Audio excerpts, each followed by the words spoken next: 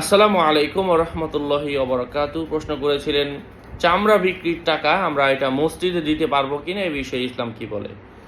আলোচনা বুঝতে এর সাথেই থাকবেন। যারা এখনও চ্যানেলটি সাবস্ক্রাইব করেননি অবশ্যই সাবস্ক্রাইব করতে ভুলবেন না। চামড়া বিক্রির টাকা এটা আপনার কোরবানির পশুর চামড়া, এটা আপনি বিক্রি করবেন। কোরবানির পশু, কিন্তু জাস্ট কোরবানির পশুর চামড়া বিক্রি করে এই টাকা চামড়া আপনি যদি বিক্রি না করে নিজে ব্যবহার করেন, এটা জায়েজ আছে, কোনো অসুবিধা নাই। তবে কোরবানির পশুর চামড়া যদি আপনি বিক্রি করেই ফেলেন, তাহলে আপনার করণীয় হচ্ছে এই চামড়ার সমপরিমাণ এটা বিক্রির পর যে টাকাটা আসবে, চামড়া বিক্রির পর যে টাকাটা আসবে সেই টাকাটা অবশ্যই গরিব মিসকিনদের মধ্যে সদকা করে দিতে হবে। এটা গরিবদের হক হয়ে যাবে। ব্যবহার করলে নিজে ব্যবহার করতে পারেন, কাউকে গিফট করতে পারেন, বড় লোককেও গিফট করতে পারেন, গরিবকেও করতে পারেন। তবে বিক্রি করে দিলে এটা গরিবের হক।